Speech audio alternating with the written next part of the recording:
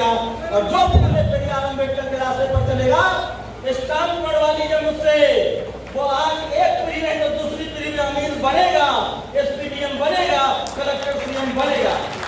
बोलना है और कटिहार में मुझे अच्छा लग रहा है। सम्मानित मंच, आप सब लोग, हजारों का नाम लिया जा चुका है, सब लोग मंच पर हैं। सबसे ज्यादा सम्मानित जनता जो नीचे बैठी हुई है, जो इस कार्यक्रम को सुनने आई है, इस कार्यक्रम का रौनक आपसे है। तो एक बार हम लोग एक बार नारा दीजिए, जय भीम, जय मंडल, फुल जोहार, बहुजन एकता जिंदाबाद, जिंदाबाद, जिंदाबाद। शुक्रिया। देखिए, मैं बहुत पढ़ा लिखा नहीं हूँ, मैं बहुत ज्यादा ज्ञान की बात नहीं करूंगा, मैं दो चार बातें करूंगा। क्योंकि यहाँ जितने लोग आए हुए हैं, मुझे उम्मीद है कि वो सब सोशल आइडियोलॉजी, बहुजन आइडियोलॉजी और रिजर्वेशन को जानते हैं। आज क्या हालात है आप उसको भी जानते हैं।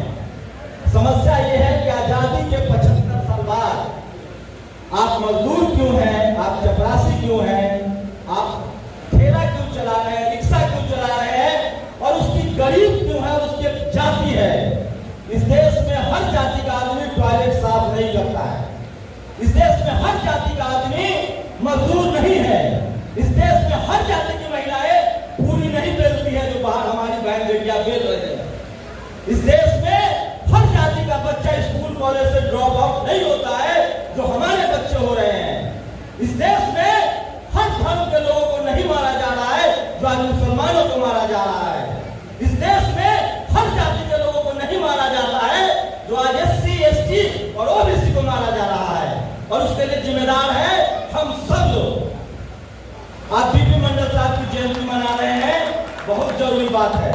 हम फूले पेरियार अम्बेडकर, पेरियार ललई सिंह यादव, कर्पूरी ठाकुर, चौधरी चरण सिंह की तस्वीर लगी है, अच्छी बात है। लेकिन सवाल वही है, हमारे बाप के पास हाथी था, हमारे पास क्या है? क्या लगता है आप लोगों को? फिर से बाबा साहब आएंगे, फिर से जगदेव बाबू आएंगे, फिर से कोई पेरियार आएगा? नहीं आने वाला है। उनका विचार है आपके साथ, आपको अपने घरों से पेरियार और फूलन देवी पैदा करना पड़ेगा, जगदेव प्रसाद पैदा करना पड़ेगा। आज मैं होटल में था तो सुन रहा था, एक साहब गए थे मिलने, वो कह रहे थे कि हम अपना पूरा परिवार सेटल कर लिए हैं। हमने क्या सेटल किए हैं? तो बच्चा डॉक्टर है, इंजीनियर है, नौकरी में है। एक और साहब गए मिलने, हम तो रोज आप ही लोगों से सीखते हैं, वो अच्छे पत्रकार हैं, फूले पेरियार अम्बेडकर को जानते हैं, लेकिन अभी कर्मकांड से नहीं निकले हैं। दो तीन बातें हैं जो आपको समझनी पड़ेगी और आपको करना पड़ेगा, और नहीं कीजिएगा तो नुकसान किसी दूसरे का नहीं है। जो आदमी इस देश में जितना पहले फूले पेरियार अम्बेडकर को मान लिया, जान लिया, वो आज अब कलेक्टर है, SP है, DM है, CM PM तक बन रहा है। जो कर्मकांड में फंसा हुआ है वो आज वही का वही है और आगे भी रहेगा, क्योंकि जो कर्मकांड है आपका, वो आपकी अमीरी के लिए नहीं है, गरीबी के लिए है। वो आपका पैसा खाएगा, वो आपका शोषण करेगा, और जो फूले पेरियार अम्बेडकर के रास्ते पर चलेगा, स्टाम्प मरवा लीजिए मुझसे, वो आज एक पीढ़ी नहीं तो दूसरी पीढ़ी में अमीर बनेगा, SPDM बनेगा, कलेक्टर CM बनेगा। अब आपको तय करना है, या आप अमीर बनना चाहते हैं, कलेक्टर SP बनना चाहते हैं, कि पीढ़ी दर पीढ़ी मजदूर रहना चाहते हैं, आपको तय करना है। यहाँ जितने लोग आए हैं, आपको तय करना पड़ेगा कि अब बिंदश्री बाबू नहीं आएंगे बीपी मंडल। आपको अपने घरों से एक एक बच्चे को, अपने परिवार को, पत्नियों को और आपको फूले पेरियार अम्बेडकर के आंदोलन को घर घर में पहुंचाना होगा। मैं आपको पैसा देता हूं, मुझे अच्छा भी लग रहा है, सलमान खान टाइप का महसूस कर रहा हूं, लोग फिल्म फोटो खिंचवा रहे हैं, मैं कुछ नहीं कर रहा हूं आप लोग के लिए। मैं पेशे से पत्रकार था, वही बातें बोल रहा हूं जो हमारे बाप दादाओं ने लिखा है, फूले पेरियार अम्बेडकर ने। एक बात जान लीजिए, खराब लगेगा, हमें पैदा हमारे बाप ने किया, लेकिन हमें जीने का अधिकार फूले पेरियार अम्बेडकर ने दिया है, और उसके रास्ते पर नहीं चलेंगे तो आपका कल्याण होने वाला नहीं है। अरे कर्मकांड में तो हमारे बाप दादा भी फंसे हुए थे, लेकिन हमारी माँ तब भी मजदूरी करती थी। हमारे तन पर कपड़ा नहीं था, हम स्कूल नहीं जा सकते थे। दो ही रास्ते हैं इस गरीबी के मकरजाल से निकलने का, एक पढ़ाई लिखाई और दूसरा बिजनेस, जिसको हम पावर सेंटर्स कहते हैं। आप कॉलेज, मैं कोई ऐतिहासिक बात नहीं बोलूंगा, मैं बहुत पढ़ा लिखा नहीं हूँ। प्रोफेसर रतनलाल इतिहास के विद्वान हैं, वो बताएंगे। मैं मोटा मोटी बात बोलूंगा जो मुझे समझ में आता है, टूटी फूटी भाषा में। आप सोचिए कैसे आपका बेटा एसपीडीएम बनेगा पढ़ाई लिखाई से, कैसे आप सीएम बनेंगे। एक चाय वाला प्रधानमंत्री बन सकता है, आप क्यों नहीं बन सकते हैं? हम मानसिक रूप से गुलाम हैं, हमारी सोचने की ताकत नहीं है। और सोचने की ताकत इसलिए नहीं कि हमारे घर में गरीबी है, बेरोजगारी है, लाचारी है, बेबसी है और हम किसी के सहारे बैठे हुए हैं। उस सहारा को छोड़ना पड़ेगा और दो ही रास्ते हैं आपके पास, बिजनेस या पढ़ाई। और ये दोनों रास्ते आज के दिन में आपको बंद किए जा रहे हैं। मुझे किसी आरएसएस से और बीजेपी से कोई दुश्मनी नहीं है, किसी सवर्ण से भी दुश्मनी नहीं है। मेरा खेत नहीं जोत लिया है उसने, खेत था ही नहीं तो जोत क्या लेगा? हम तो मजदूर घर में पैदा हुए थे। हमारी दुश्मनी आइडियोलॉजी से है। इस देश में जिसको हम मनुवादी, जातिवादी और ब्राह्मणवादी कहते हैं, वो चाहता है कि आप ठेला चलाए, रिक्शा चलाए, मजदूरी करे, सब्जी बेचे, ज्यादा से ज्यादा चपरासी बन जाओ, ज्यादा से ज्यादा सेना में जाके जवान बनो। एसपीडीएम, कलेक्टर, सीएम जब बनेंगे वो आपको बेइज्जत करेगा। एक आदमी नौकरी करने वाला अपने कलेजा पर हाथ रख के बताए आरक्षण से नौकरी मिल गई है उसको, एससी एसटी ओबीसी माइनॉरिटी को, क्या वो सम्मान से नौकरी कर रहा है? नहीं, बताइए। बिल्कुल नहीं। आपको रोज बेइज्जत किया जाता है जाति के नाम पर, रोज ह्यूमिलिएट किया जाता है। और जब वोट का समय आता है तो कहता है हिंदू है, हिंदू है तो करो बहन बेटी की शादी हिंदू से। शादी जाति देखकर होता है, धर्म देखकर नहीं होता है।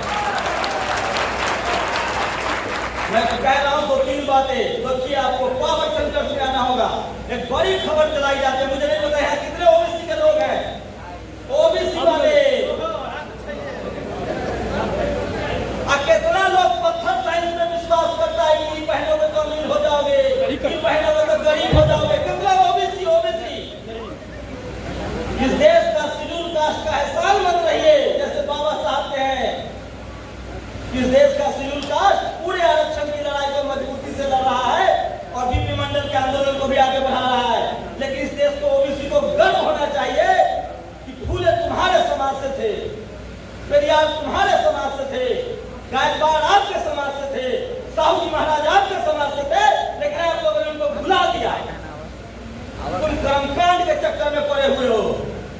आप कल्पना करो, इस देश में रोज मैं सुनता हूँ और सच है, ओबीसी के जितनी जातियां हैं वो सब कास्ट एट्रोसिटी, जातीय हिंसा में शामिल है।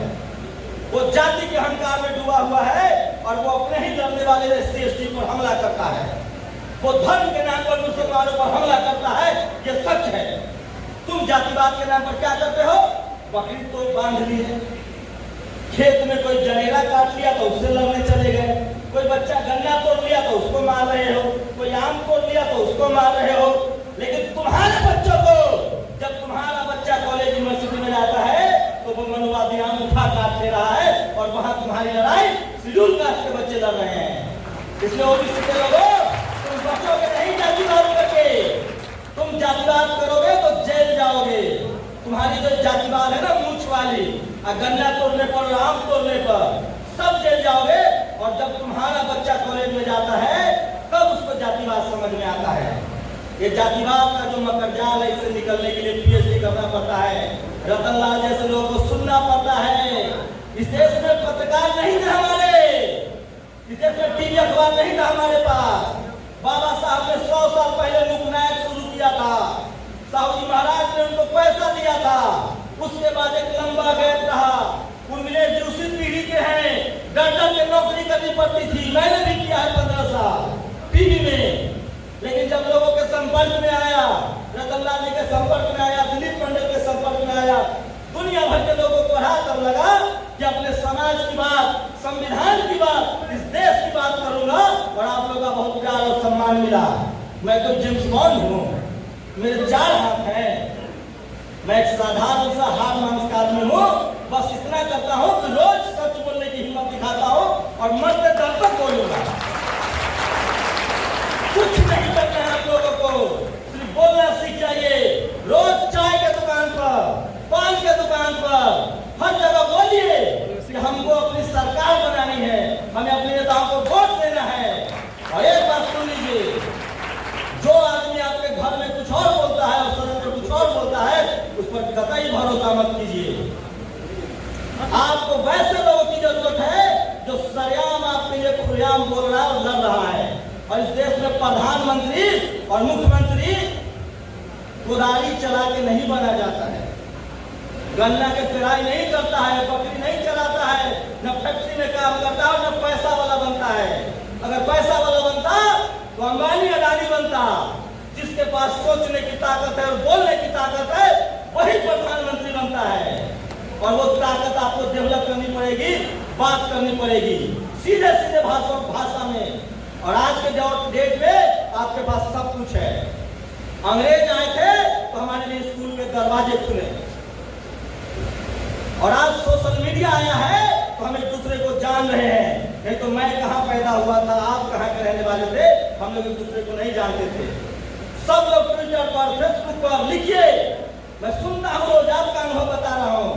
कोई मास्टर, कोई डॉक्टर, कोई इंजीनियर, कोई आम आदमी जब लिख देता है कर्मकांड के खिलाफ तो उसको जेल में डाल देता है। बिहार के वैशाली जिला के भगवानपुर प्रखंड में यादव को जेल में डाले हुए हैं। हम सब चुप हैं।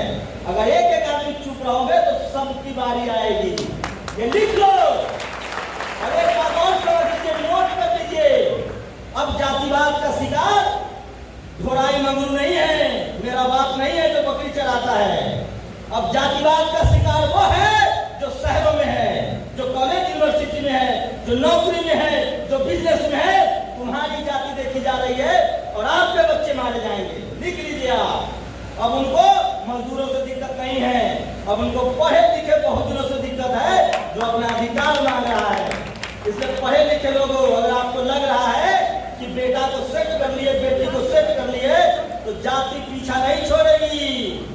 मैं एमएलए, मंत्री, मुख्यमंत्री जानता हूँ, जाना पड़ा लालू यादव को जेल, आगे भी जाना पड़ सकता है मेरे बेटा को, क्योंकि उसका समाज एकजुट नहीं है। मायावती को गाली देते हैं लोग, कर्पूरी ठाकुर को गाली देते हैं लोग, बीपी मंडल को गाली देते हैं लोग, इस देश के मनुवादी संविधान को गाली देते हैं, बाबा साहब को गाली देते हैं। इसका मतलब हम सबको गाली देते हैं। रेप जाति देखकर होता है, आपका शोषण जाति देखकर होता है। और अब सबसे ज्यादा शोषण उनका हो रहा है जो नौकरी पेशा है। इसलिए आपको लड़ना पड़ेगा, एमएलए एमपी को लड़ना पड़ेगा, सीएम को लड़ना पड़ेगा, क्योंकि उनकी जो पूरा जो जातिवाद है वो पता है क्यों है? पावर के लिए, पावर सेंटर्स के लिए। वो चाहते हैं कि उनको फ्री में मजदूर मिले। अमेरिका में, ऑस्ट्रेलिया में, लंदन में, यूरोप में सफाई कर्मचारी नहीं मिलता है। 10 लाख रुपया तनख्वाह मांगता है सफाई कर्मचारी। वो जाति बना के कहता है कि तुम सफाई करो, ठेला चलाओ, दूध दुहो, रिक्शा चलाओ, साफ करो, सड़क बनाओ, पुल बनाओ, नहर बनाओ, हम मजा करेंगे बैठ के। वो अखबार लेके कांख में चाप के आता है और आपका दूध खरीद के ले जाता है। उसका बेटा बेटी सब गोरा गोरा है, चिकना चिकना है, वो फिल्मों में काम करता है, वो क्रिकेट खेलता है। हमारे बच्चे मजदूरी करेंगे कब तक? बंद करें मजदूरी, पढ़ाई लिखाई करेंगे, हक अधिकार खोजेंगे। और उसका रास्ता बाबा साहब ने बताया है, वोट का रास्ता। और ये रास्ता हर किसी को अपने घर में फूले पेरियार अम्बेडकर पैदा करना पड़ेगा।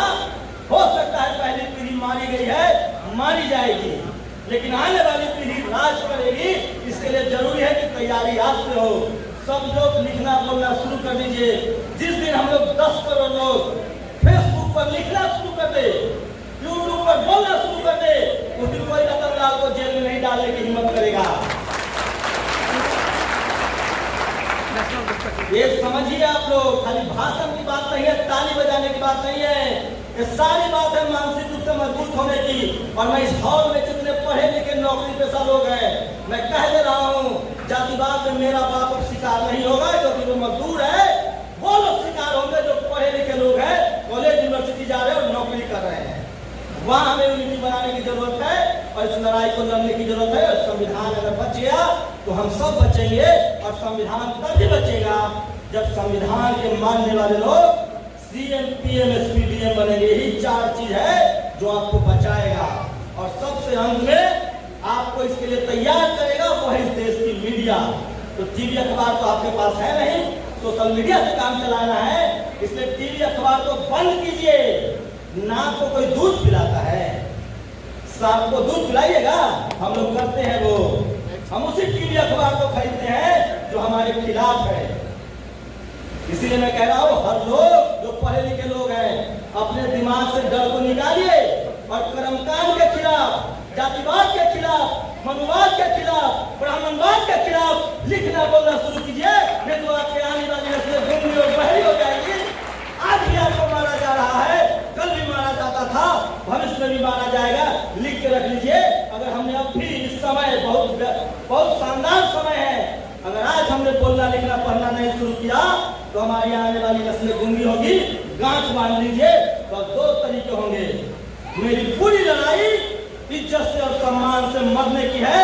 आपकी लड़ाई अगर जिल्लत से जीने की है तो जिल्लत की जिंदगी आपको मुबारक हो। मैं सम्मान से मौत को गले लगाऊंगा। शुक्रिया।